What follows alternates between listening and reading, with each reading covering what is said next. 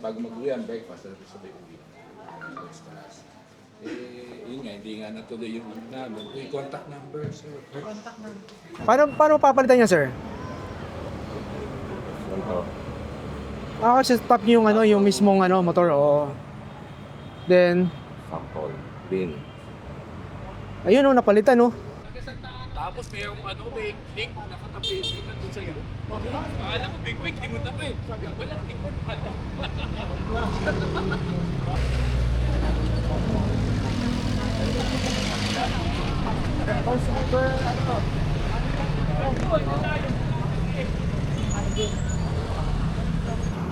Magandang araw ulit sa inyo. Kakwentuhan ngayong araw ay pupunta tayo sa Bristol, Caloocan.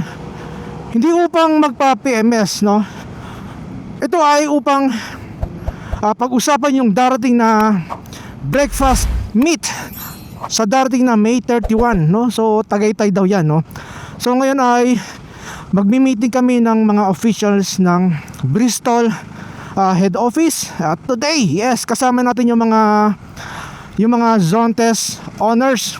Yan, so exciting itong meetup at yung rides natin sa darating na May 31 na Sabado po yan, kakwentuhan. Kaya so hindi natin alam kung ano yung mapag-uusapan today.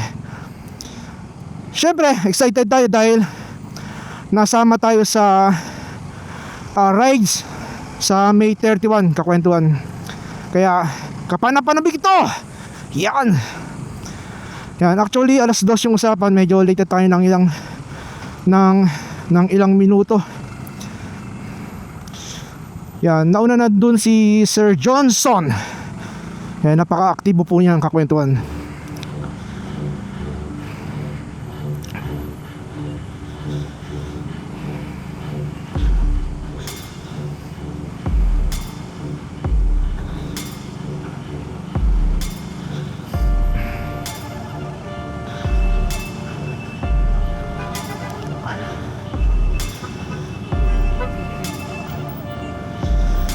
Hoy, na-traffic pa. Oops. Bakit kaya? Ayan. Yes, kaya magkakaroon tayo ng breakfast ride dahil nga nagkaroon na ng ORCR at plate number yung mga owners ng Zontes talaga. Kaya naisipan na mag-breakfast ride sa darating na May 31. Syempre papasalamat kami sa Bristol Caloocan head office dahil isa sila sa mga sponsor sa darating na breakfast ride sa May 31. Yes! Maraming salamat Bristol. Isa kayong dakila talaga.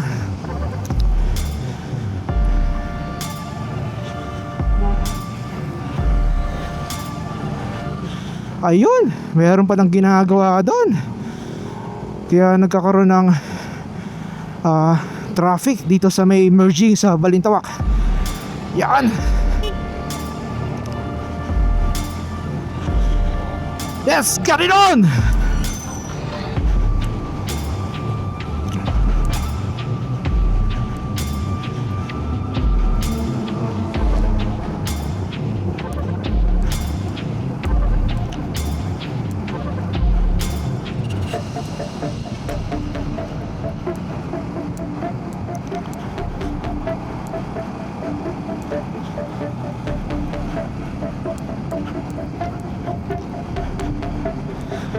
Sa mga nagnanais sumama sa group ride, yan. So hindi lang natin alam kung pwede pang humabol pero just in case, message lang po kayo sa Bristol Caloocan kung pwede pang maka-join sa darating na May 31. Pero ang alam ko ay yan po ay set na sa May 31. Ngayon pag-uusapan na lang po kung ano po yung mga gagawin para sa darating na group ride o breakfast ride na tinatawag natin. Napakainit, grabe no, nararamdaman natin. Yan, kasi nakahinto tayo. Pero pag umaandar naman tayo, hindi naman natin nararamdaman yung init dahil mahangin.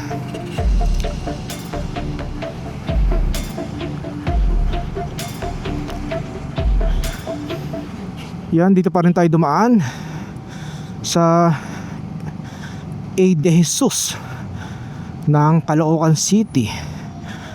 Uy, talaga. Ayan, malapit na tayo sa 10th Avenue, Caloocan City. Yan, actually medyo late na tayo. Yan, pasensya na po. Pasensya na. Pero ilang minuto lang naman. So I hope hindi pa sila nagsisimula, or kung nagsisimula, habol na lang tayo sa meeting nila. Yan.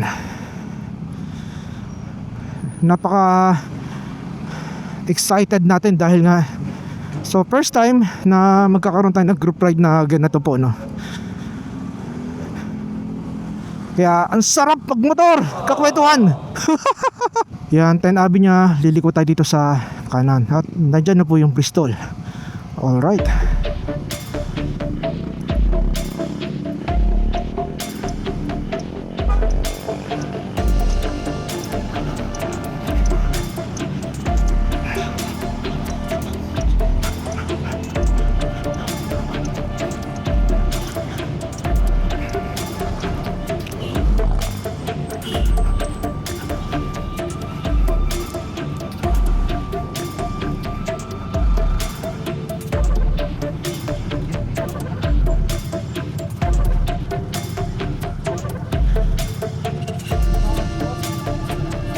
Okay, late na tayo ng 13 minutes. Pasensya na po.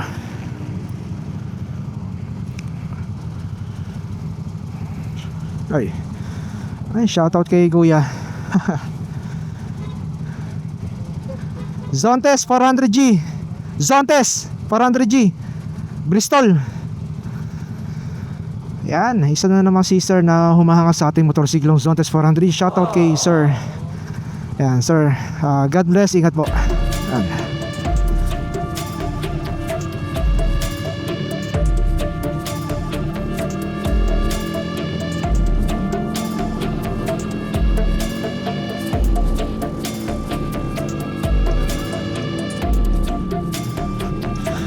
Yan, nandito na po tayo sa Bristol.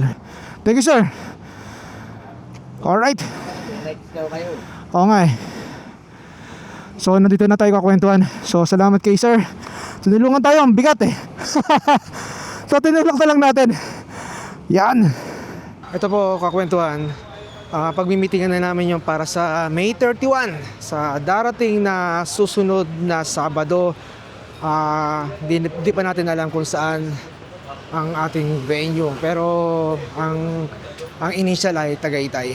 We are excited itong meeting namin sa officials ng Bristol dito sa main office dito sa Caloocan City. Yan, ito pala yung yung kanilang bagong opisina yan. So sa mga nagpapa-PMS yan, dito na po yung magiging location. So yan na po para ma-accommodate lahat po. Yan, so ito, papasok na po tayo dito.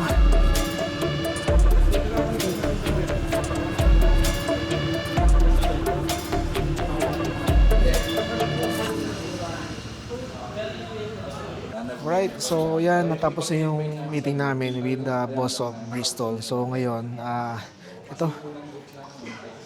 So by next week ay ipopost kung ano yung final venue, location at yung time ng race natin para sa May 31.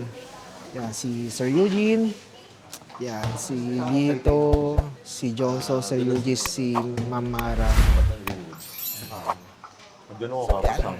So by next week, so we are excited, our first ever rides ng mga Zontes owners kakwentuhan. So ipapakita natin yung mga Zontes serious dito ngayon, no? Kasi yan, ito yung mga zone test owners, yan, nag-uusap-usap pa. Kasi pinapa-activate namin yung zone test application kay Sir J, no? Yan, ito yung zone test E. Ito po yung E, kakwentuhan, no? Yan, lapad niya. Ang lapad niya, no? Kakwentuhan. Yan. Yan, ito naman yung zone test 400G na kulay puti. So, bumili siya ng top box. 65 liters. Laki yan. Kasya ang dalawang full face. Laki yan. Kaya bumili rin siya ng honeycomb para sa kanyang upuan. Yan, ito yung mga binili niya. Tapos bumili siya ng kanyang maganda, no? Ito naman yung ating zone test 400G. Yan. Ito naman yung 400D zone test.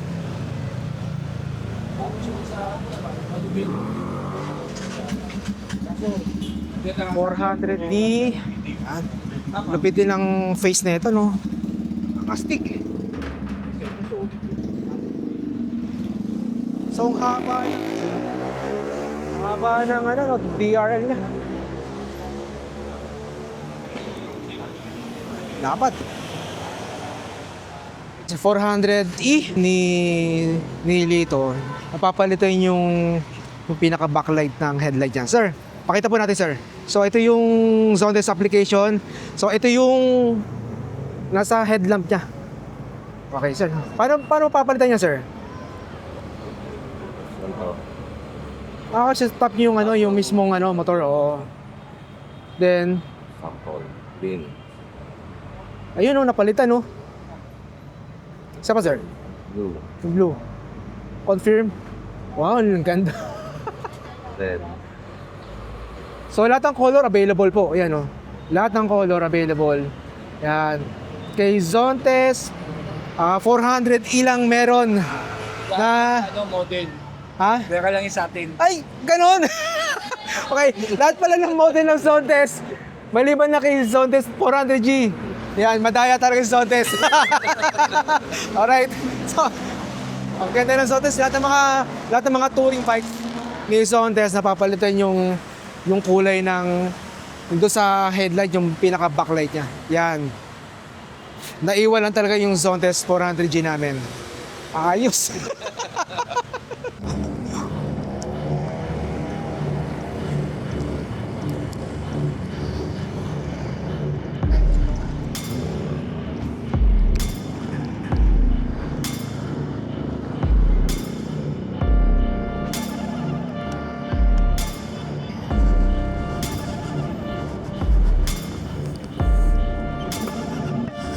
Alright.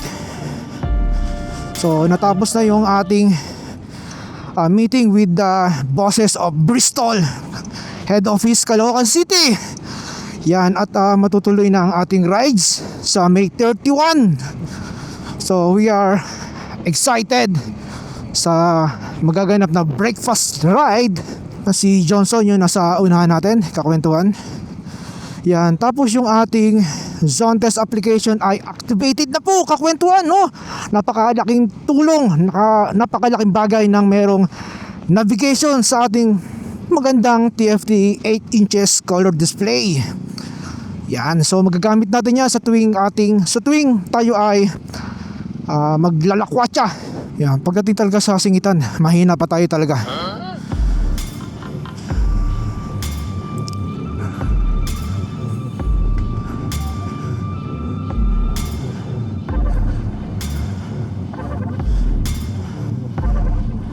Pauwi na kami sa kanya-kanyang bahay. Si Johnson, magkapit-bahay na kami yan.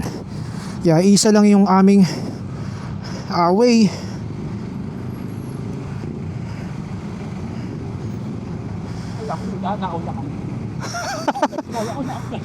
Nauna ka eh, na-late lang ako doon. Buti stoplight kanina.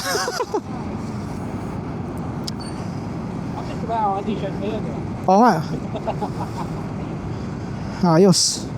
Wait yung pag-aantay mo kasama na. Oo. Ayos.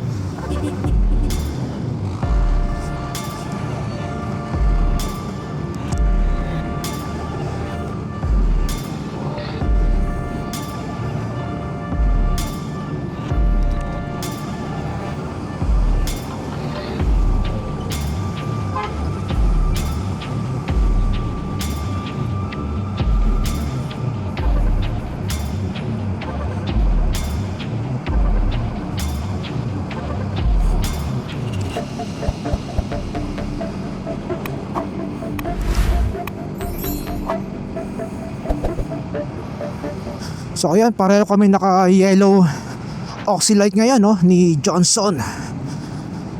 Yan, at naging matagumpay naman yung aming meeting with the bosses of Bristol.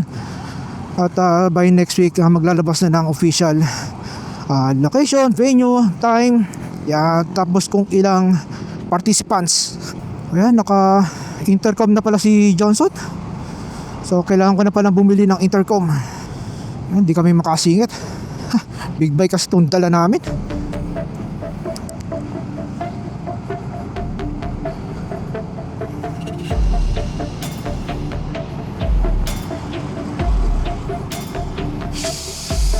Yan, moving naman yung traffic dito pag going Novaliches. Ano, Kasya, sige tayo? Nakain ako sa bakit eh. Oo nga eh. Baka mag-play. Okay, oo.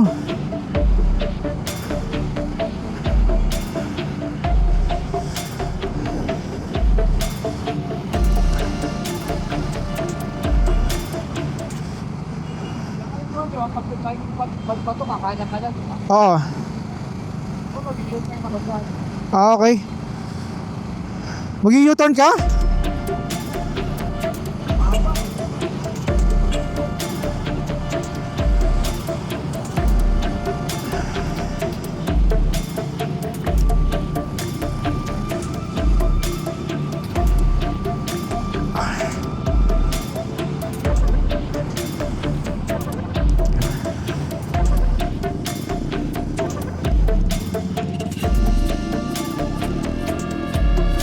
Yan.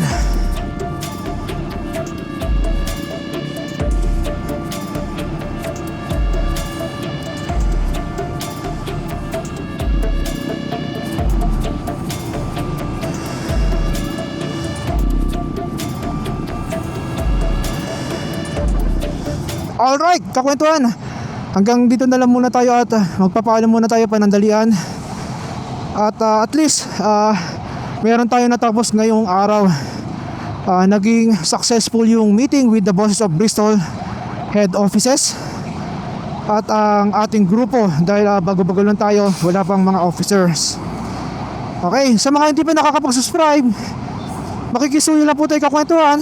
Please subscribe to my channel, si Pepe at ang kwento.